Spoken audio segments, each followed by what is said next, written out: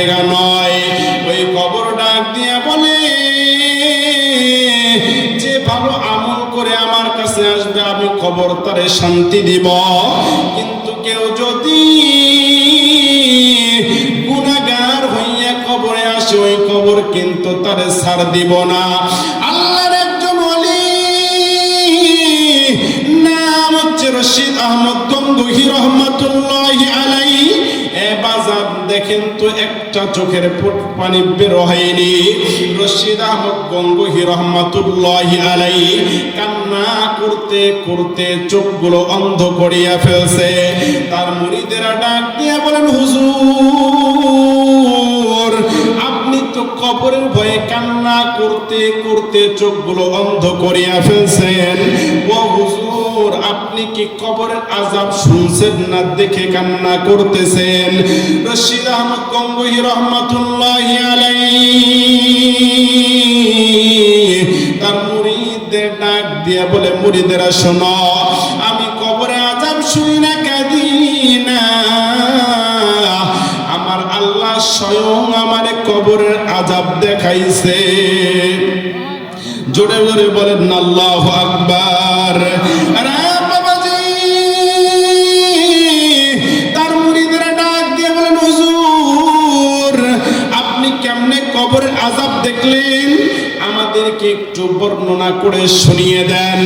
আপনি কেমন কবরে আযাব দেখলেন আমরা একটু জানতে চাই, আপনি কেমন কবরের আযাব দেখলেন? এবার রশিদ আহমদ গঙ্গোহী রহমাতুল্লাহি আলাইহি তার মুরিদেরা ডাক দিয়ে বলে, মুরিদেরা শোনো, আমি একদিন একটা সফরে যাইতেছিলাম, যাইতে যাইতে যাইতে একটা কবরের পাশ দিয়ে আমি যাচ্ছিলাম।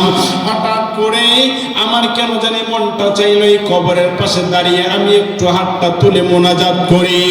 হঠাৎ আমি কবরের সামনে দাঁড়াইয়া আমি চক্ষুটা বন্ধ করে একটা সূরা তেলাওয়াত করলাম। করার পরে আমি যখন হাত দুইটা রবের দরবারে বাড়িয়ে দিব, এমন সময় আমি দেখি আমার গায়ের মধ্যে একটা গরম বাতাস লাগলো। আমার শরীর এটা নিতে পারলো না, আমার পশমগুলো ভাঁজ হয়ে গেল।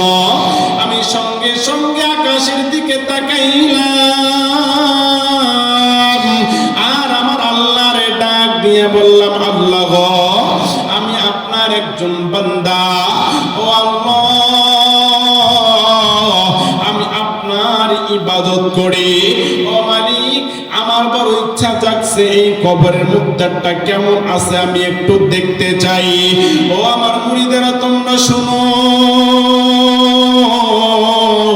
সঙ্গে সঙ্গে আমার দোয়াটা আমার আল্লাহ কবুল করে নিলেন। আমার মারিফতি চক্ষু দুইটা আমার আল্লাহ খুলিয়ে দিলেন। আমি আমার চক্ষু দিয়ে আমি ওই কবরের দিকে তাকাই আর আমি দেখতে পাই ওই কবরের মুদ্রাটা শুইয়া আছে।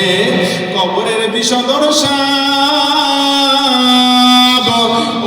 ওই মুদ্রাটার হাতের মধ্যে একটা কামড় দেয়, শরীরের মাংসটা তার দাঁত দিয়ে খুইলা নিয়ে আসে, আবার পায়ের মধ্যে একটা কামড় দেয়, আবার পায়ের গোশতগুলো খুলিয়া নিয়ে আসে। এভাবে তার শরীরটারে কামড় দেওয়া শুরু করছে। শুধু তাই নয়,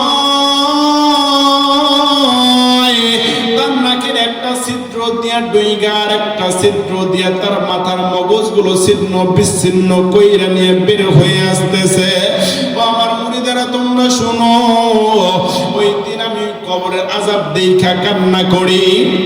আমি এখন খাইতে গেল আমার কবরের ভয়, বসতে গেল কবরের ভয়, আমি এখন ঠিক মতো ঘুমাইতে পারি না। আর ওই কবরের মুর্দার ডাক দিয়ে বলে, দুনিয়ার মধ্যে কি আমার কোনো সন্তান নাই? দুনিয়ার মধ্যে কি আমার কোনো ছেলে নাই? দুনিয়ার মধ্যে কি আমার কোনো মেয়ে সন্তান নাই যে একটু কোরআনটা পড়বে, যে একটু নামাজ পড়ে আমার জন্য দোয়া করবে? বন্ধু আমি জানি না দুঃখী মা অন্ধকার কবরে শুইয়া আছে। আরে যার মা নাই তার মতো বড় দুঃখী আর এই দুনিয়ার মধ্যে কেউ নাই। যার বাবা নাই তার মতো বড় অভাবী আর এই দুনিয়ার জমিনে কেউ নাই। মা যার নাই রে সে বুঝে কোন নিয়ামতটা হারাইছে। বাবা যার নাই তার মতো বড় দুঃখী আর কেউ নাই। বাবা যার নাই সে বুঝে কোন মাথায় থেকে বিদায় নিয়ে চলে গেছে। বন্ধু খবরদার আজকে মাহফিল থেকে উঠা যাবি না। আমার দিল সাক্ষী দিচ্ছে আমার আল্লাহ আজকে এই মজলিসটা কবুল করিয়া নিবে। আরে বন্ধু খবরদার একটা মানুষ উঠা যাবি না। এই মাহফিলের শেষ পর্যন্ত থাকবে, মায়ের জন্য দোয়া করবি,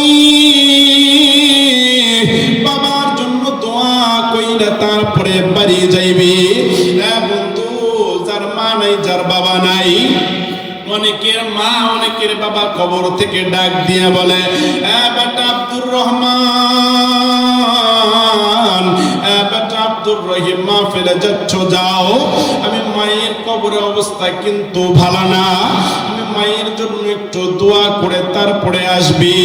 আরে বন্ধু আমার বগুড়ার যুবক ভাইরা দেখো না আজকের এই মাহফিলটা তোমার দিল পরিবর্তন করেনি। বন্ধু ওই কবর কিন্তু ভালো জায়গা নয়। আজকে দুনিয়ার মধ্যে